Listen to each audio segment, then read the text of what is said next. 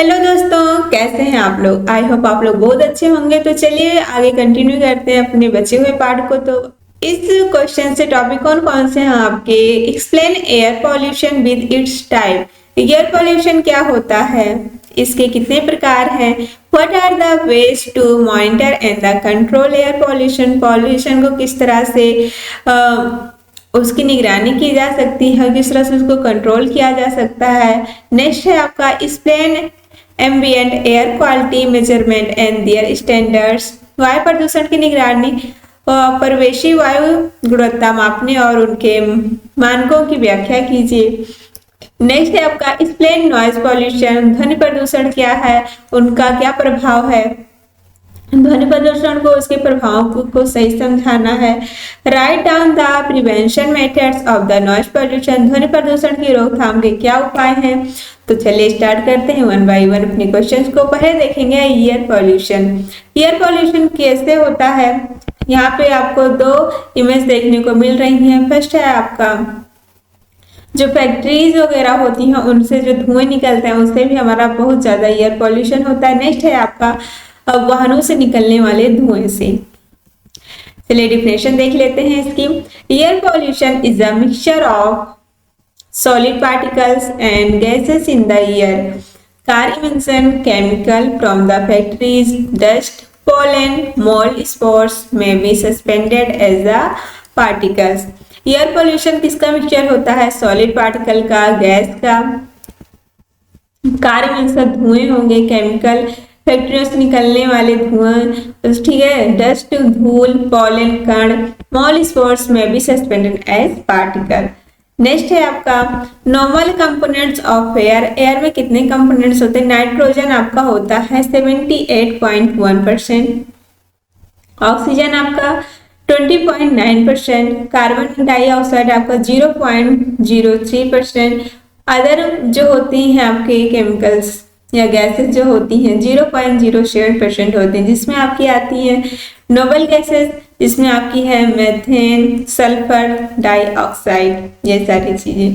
उसके बाद है आपका वायु प्रदूषण, उसी को हम हिंदी में देखेंगे। हवा में उपस्थित ठोस कणों और गैसों का मिश्रण है।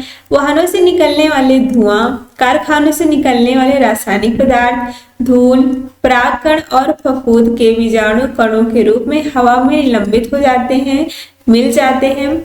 हवा के समान घटक कौन कौन से हैं। Nitrogen 78.1%, oxygen 20.9%, carbon dioxide 0.03%। उसके बाद अन्य गैसेज जो है आपकी 0.07% पाई जाती है, जिसमें आपकी निष्क्रिय गैसें, मीथेन, सल्फर डाइऑक्साइड, ये सारी चीजें पाई जाती हैं। नेक्स्ट है आपका type of air pollution.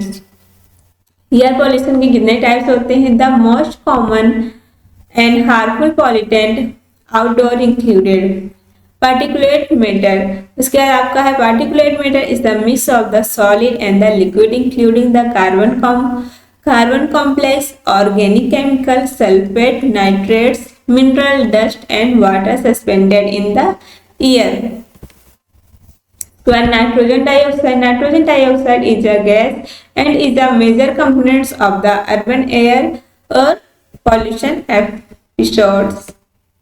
Hindi में उसी को हम देखेंगे। बाहरी वातावरण में पाए जाने वाले सबसे सामान्य और हानिकारक प्रदूषक निम्नलिखित हैं। कौन से हैं आपके। कणीय पदार्थ, जिसे पार्टिकुलेट मैटर कहते हैं। कणीय पदार्थ ठोस और तरल कणों का मिश्रण होता है, जिसमें कार्बन, जटिल कार्बन रसायन, सल्फेट, नाइट्रेट, खनिज, धूल, हवा, निलंबित जल कण और शामिल होते हैं। उसके बाद आपका नाइट्रोजन डाइऑक्साइड एक गैस है और शहरी क्षेत्रों में होने वाले वायु प्रदूषण की घटनाओं का एक प्रमुख घटक है। उसके बाद आपका आता है ozone is a gas compost of 3 atom. 3 atom से कंपोस्ट है। Oxygen it the upper level of the earth atmosphere, it absorbs harmful ultraviolet radiation। ये क्या करती है, जो अल्ट्रावायलेट रेडिएशन होती है जो कैंसर कारक होती है, पराबैंगनी किरणों को क्या करती है, एब्जॉर्ब कर लेती है। ओजोन 3 ऑक्सीजन परमाणुओं से मिलकर बनी है, ठीक है। गैस है, यह पृथ्वी के वायुमंडल की ऊपरी परत में पाई जाती है और हानिकारक पराबैंगनी विकिरण को अवशोषित करती है। नेक्स्ट है आपका सल्फर डाइऑक्साइड। सल्फर डाइऑक्साइड जिसे SO2 के नाम से जानते हैं, इस का कलरलेस गैस, इसमें कलर नहीं होते हैं। With pungent suffocating smell, it the produced by the burning sulfur containing fuels such as a coal and oil. This include vehicle power generation and the heating. SO2 एक रंगहीन gas है जिसकी गंध तीखी घुटन पैदा करने वाली होती है। यह कोयला और तेल जैसे सल्फर युक्त ईंधनों के जलने से उत्पन्न होती है। इसमें वाहन, विद्युत उत्पादन और हीटिंग से होने वाला उत्सर्जन शामिल है। नेक्स्ट है आपका monitoring and the control of air pollution. Monitoring is an exercise to measure ambient air pollution level in the air. इसके द्वारा हम ये पता लगाते हैं कि एयर में पॉल्यूशन कितने हद तक है। Few ways are eliminate and control the sources of air pollution, improve the stocks, उसके बाद clean fuel, venting stores for the cooking and heating, regular maintenance of the cooking, heating and cooling system। Hindi में क्या है इसका meaning? वायु प्रदूषकों की निगरानी और नियंत्रण कैसे होता है? निगरानी एक प्रक्रिया है जिसके अंतर्गत किसी क्षेत्र में परिवेशी वायु प्रदूषण के स्तर को मापा जाता है। कुछ तरीके निम्नलिखित हैं, जैसे वायु प्रदूषण के स्रोतों को समाप्त करना और नियंत्रित करना, उन्नत चूल्हों का प्रयोग करना, स्वच्छ ईंधन का प्रयोग करना, खाना पकाने और हीटिंग के लिए चूल्हे में उचित वेंटिंग की व्यवस्था करना, खाना पकाने, हीटिंग और कूलिंग प्रणालियों का नियम रख रखाव। नेक्स्ट है आपका ventilation building design, dilute and the remove pollutants through the ventilation with the outdoor air. क्या होता है इसमें? भवनों में वेंटिलेशन युक्त डिजाइन करवाना, बाहरी हवा के माध्यम से वेंटिलेशन कर प्रदूषकों को पतला करना तथा हटाना। उसके बाद education and the educate the children, family, community and health care providers. शिक्षा और जन जागरूकता, बच्चों, परिवार, समुदाय, स्वास्थ्य देखभाल प्रदाताओं को शिक्षित करना। Introduction of the more green belt, कौन से हमके? More legislation and law, tobacco control, clean air effect, smokeless zone, height of the chimneys, etc। क्या होता है? अधिक कानून और विधानों की शुरुआत, तंबाकू नियंत्रण, स्वच्छ वायु अधिनियम, धूम्रपान मुक्त क्षेत्र, चिमनियों की ऊंचाई निर्धारित करना। चिमनियां क्या होती हैं? जो इस टाइप की बनी होती है, ऊपर से धुआं निकलता है, यहाँ पे ईंट पकाई जाती है, वही हमारी क्या होती है? चिमनी होती है। Next control the measure techniques, say some effective technique to control air pollution are as follow। कौन कौन सी टेक्निक है जो कंट्रोल कर सकती है एयर पॉल्यूशन को? Source the correction method, industries make a major contribution towards using air pollution, formation of the pollutant can be prevented, their emission can be minimised at the source itself. वायु प्रदूषण नियंत्रण की तकनीकें। वायु प्रदूषण को नियंत्रित करने के लिए कुछ प्रभावी तरीके निम्नलिखित हैं। कौन कौन से हैं? स्रोत में सुधार, उद्योग वायु प्रदूषण उत्पन्न करने में प्रमुख भूमिका निभाते हैं। Industry make a major contribution toward the causing air pollution, formation of the pollutants, और उनके उत्सर्जन को स्रोत पर ही कम किया जा सकता है। pollution formation in the pollutant can be prevented and their emission can be minimized at the source itself। Next है आपका प्रदूषण नियंत्रण उपकरण। प्रदूषण नियंत्रण उपकरण कौन कौन से हैं? ऐसे उपकरण जो वाष्पशील, कार्बनिक, यौगिक और खतरनाक वायु प्रदूषकों HFC को हवा से हटाते हैं, जैसे सल्फर गैस, धुएं, दुर्गंध और वाष्प आदि। Pollution control equipment that remove the volatile organic compounds and the hazardous air pollutants, जिसे HAPS कहते हैं, from the air like sulfuric gas, fume, odors and the vapors। Next है आपका diffusion of pollutant in air। वायु प्रदूषकों का प्रसार। Diffusion is one of the most important process that the act upon a pollutant release into the environment. प्रसार उन सबसे महत्वपूर्ण प्रक्रियाओं में से एक है जो पर्यावरण में छोड़े गए प्रदूषकों पर प्रभाव डालती है। Vegetation during the high heat, they emit volatile organic compound wax such as the terpenes, one of the precursor gas of the ozone. Vegetation जिसे वनस्पति कहते हैं, अधिक गर्मी के दौरान वनस्पतियां वाष्पशील कार्बनिक यौगिक वैक्स जैसे टर्पीन उत्सर्जित करती हैं जो ओजोन की अवरुद्ध गैसों में से एक है। नेक्स्ट है आपका जोनिंग।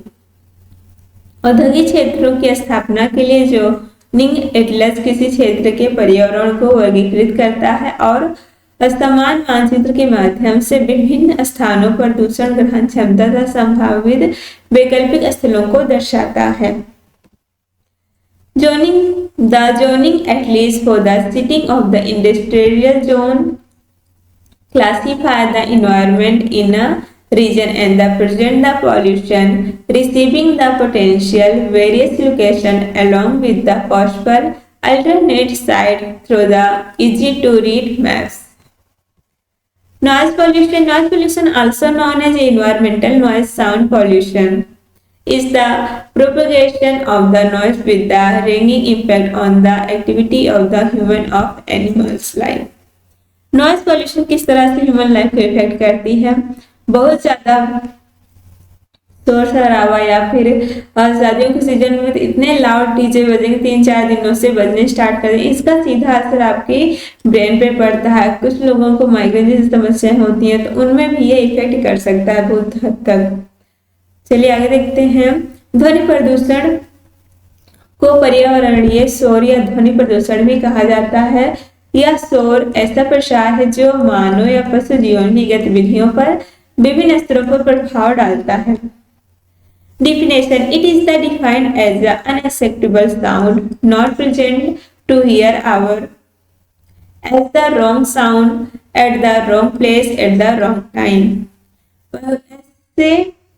ऐसी अस्वीकार्य ध्वनि जिसे हमें सुनना अच्छा नहीं लगता के रूप में परिभाषित किया जाता है, जिसे सुनना सुखद ना हो या फिर गलत स्थान पर गलत समय पर उत्पन्न गलत ध्वनि। The source of the outdoor noise worldwide is the mainly caused by the machine transport and the propagation system. स्रोत विश्व स्तर पर बाहरी ध्वनि का मुख्य स्रोत मशीनें, परिवहन साधन और प्रसार प्रणालियां हैं। इफेक्ट ऑफ नॉइज पॉल्यूशन, इनका क्या प्रभाव पड़ता है? Auditory effect, whistling and the whizzing sound in the ear. ध्वनि प्रदूषण के प्रभाव, श्रवण संबंधी प्रभाव, ऑडिटरी इफेक्ट कौन से हैं? कानों में सीटी या भनभनाहट की आवाज, फीलिंग ऑफ फैटिग, थकान होना, थकान की अनुभूति, temporary hearing loss which may lead to deafness, अस्थायी श्रवण हानि जो आगे चलकर बहरापन पैदा कर सकती है। गैर श्रवण प्रभाव, नॉन ऑडिटरी इफेक्ट कौन से? एकाग्रता में कठिनाई, आप किसी भी चीज में कंसंट्रेट नहीं कर पाएंगे। अभी ये फरवरी वगैरह में बोर्ड एग्जाम होते हैं और इसी में सबसे ज्यादा शादियां भी होती हैं, तो बच्चों को पढ़ने में काफी ज्यादा समस्याएं होती हैं। बोर्ड वाले बच्चों की समस्याएं इससे रिलेट कर पा रही होंगी। चिड़चिड़ापन होना, ठीक है, बहुत ज्यादा आवाज होने से भी चिड़चिड़ापन आ जाता है। कार्य क्षमता में कमी, उतनी अच्छे से काम भी नहीं हो पाता, ध्यान नहीं हो जा पाता उस पर। औद्योगिक शोर, सड़क यातायात और वायु यातायात के कारण बोलने में बाधा, और इसमें difficulty in the concentration and noise, उसका decrease the efficiency, speech interference due to the industrial noise, road traffic and air traffics. Next है आपका prevention and control of noise pollution. Noise pollution को कैसे हम प्रिवेंट और control कर सकते हैं? Control of noise at the source, it can be achieved by the segregating noisy machine and by the using mufflers of the other noise reducer to machine. control the transmission. This can be achieved by the building enclosures and the covering walls with the sound absorbing material. ध्वनि प्रदूषण की रोकथाम और नियंत्रण, स्रोत पर नियंत्रण, control of noise at source. कौन से हैं आपके? शोर करने वाली मशीनों की अलग करना, मशीनों में मफलर या अन्य ध्वनि कम करने वाले उपकरणों का प्रयोग करना। संचरण पर नियंत्रण, कंट्रोल ऑफ ट्रांसमिशन, ध्वनि और सुरक्षा सामग्री जिससे दीवारों को ढकना और आवरण करना। Protection of the exposed persons. It can recommended for the all worker who are the consistently exposed to noise louder than 85 dB in the frequency band above 150 has periodical audiogram. ये क्या होता है? हर्ट्ज हमारी sound की एक unit होती है। Checkups आयुष्ता of the ear plus earmuffs are also essential. ध्वनि प्रदूषण सुरक्षा के उपाय और प्रभावित व्यक्तियों की सुरक्षा, protection of the exposed person, उन सभी कर्मचारियों के लिए जिनका लगातार 85 डेसिबल से अधिक आवाज वाले क्षेत्र में 150 कह रहे हैं 150 हर्ट्ज से ऊपर की फ्रीक्वेंसी पर संपर्क होता है। सुरक्षा उपाय आवश्यक हैं। समय समय पर श्रवण परीक्षण, ऑडियोग्राम्स, कानों में ईयर प्लग या ईयर मफ्स का उपयोग करना। एजुकेशन, उपलब्ध मीडिया के माध्यम से लोगों को शिक्षित करना ताकि ध्वनि के सामुदायिक खतरे का महत्व से उजागर किया जा सके। Education of people through the available media is required to the highlight importance of noise as a community hazard. Legislation, law to the restrict the use of loudspeakers can prevent the noise pollution. विधि और कानून, legislation, loudspeaker आदि के उपयोग को सीमित करने वाले कानून लागू करके ध्वनि प्रदूषण को रोका जा सकता है। उसके बाद आप डाउनलोड कर सकते हैं इसके पीडीएफ के लिए। आपको प्ले स्टोर पे फार्मेसी ऐप मिल जाएगा, वहां से आप इसको डाउनलोड कर सकते हैं। वहां पे आपको सारे पीडीएफ साथ साथ और कौन सी चीजें हैं चलिए देख लेते हैं। यहाँ पे इंग्लिश और हिंदी में आपको top 30 short question answer, top 20 long question answer, important topic notes, most important question paper और मॉडल पेपर प्रैक्टिस सेट भी आपको यहाँ पे मिल रहा है। सेम एज आपको सेकेंड ईयर के लिए भी ये सारी चीजें हैं। उसके लिए आप फार्मेसी ऐप को डाउनलोड कर सकते हैं।